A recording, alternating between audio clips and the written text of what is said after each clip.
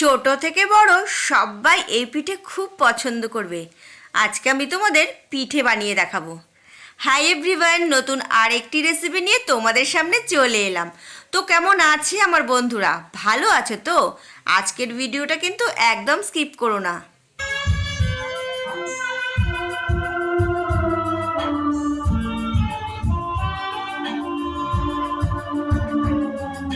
এক কাপ আতপ চালের গুঁড়ো নিয়েছি, এক কাপ নিয়েছি পাটালি গুড় বা খেজুর গুড়, হাফ কাপ সুজি নিয়েছি, 1 টিস্পুন নুন লাগবে, আর আমি 4টে এলাচ ফাটিয়ে নিয়েছি। আমি জল নিয়েছি 1 কাপ থেকে একটু কম, মানে পুরো 1 কাপ জল কিন্তু আমি দেব না।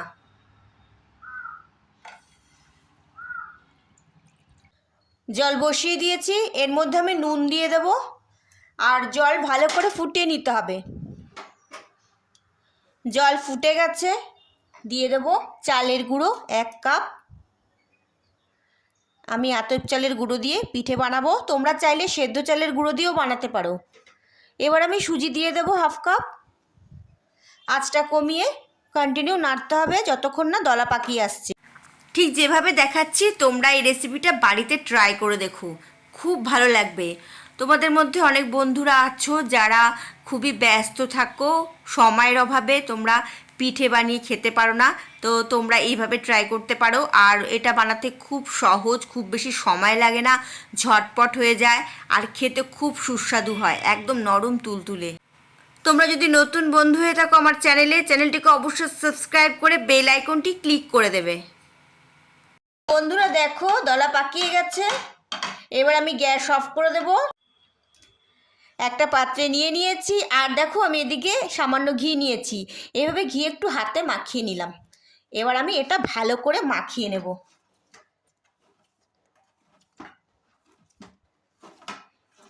মাখিয়ে নিলাম, এবার আমি আমার পছন্দ মতো শেপে বানিয়ে নেব। দেখো অল্প নিয়ে নিলাম, তোমরা তোমাদের পছন্দ মতো শেপ দিয়ে নিতে পারো। এই দেখো একটা আমি দেখিয়ে দিচ্ছি, তোমরা চাইলে এরকম গোল করতে পারো, বা এরকম আঙুর ফলের মতো লম্বা লম্বা, আঙুর ফলের মতো লম্বা লম্বা করবো আমি। দেখো, তো সেম প্রসেসে বাকিগুলো বানিয়ে নেব। তোমরা এই রেসিপিটা বাড়িতে ট্রাই করো, আর তোমাদের কেমন লাগলো আমাকে কমেন্ট করে অবশ্যই জানাবে। তোমরা যদি ফেসবুক পেজ থেকে রেসিপিটা দেখে থাকো তাহলে অবশ্যই পেজটিকে ফলো করে রাখবে, ঠিক আছে? তো বন্ধুরা দেখো আমি সবগুলো বানিয়ে নিয়েছি। 500 ml ফুল ক্রিম দুধ নিয়েছি, দুধ ভালো করে ফুটিয়ে নেব। আমি লিকুইড দুধ দিয়ে পিঠে তৈরি করব, তোমরা চাইলে আমুল দুধ দিয়েও পিঠে তৈরি করে নিতে পারো। দুধ ভালো করে ফুটিয়ে নিয়েছি, এর মধ্যে আমি 4টে এলাচ দিয়ে দিলাম। এবার আমি এর মধ্যে পিঠেগুলো দিয়ে দেব।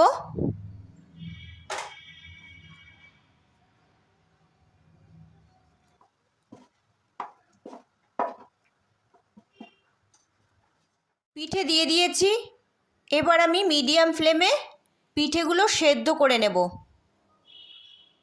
পিঠেগুলো সেদ্ধ হওয়ার পর তোমরা বুঝতে পারবে, দেখবে কালার একটু চেঞ্জ হয়ে যাবে। পিঠেগুলো সেদ্ধ হয়ে গেছে, এই দেখো।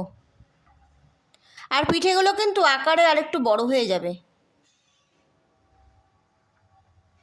এবার আমি মিষ্টি দিয়ে দেব। আমি 1 কাপ গুড় দেব, তোমরা তোমাদের পছন্দ মতো মিষ্টি দেবে, তোমরা যেমন মিষ্টি পছন্দ করো তোমরা কম বেশি করতে পারো, তবে মিষ্টি দেওয়ার সময় কিন্তু আঁচটা একদম কমিয়ে নেবে।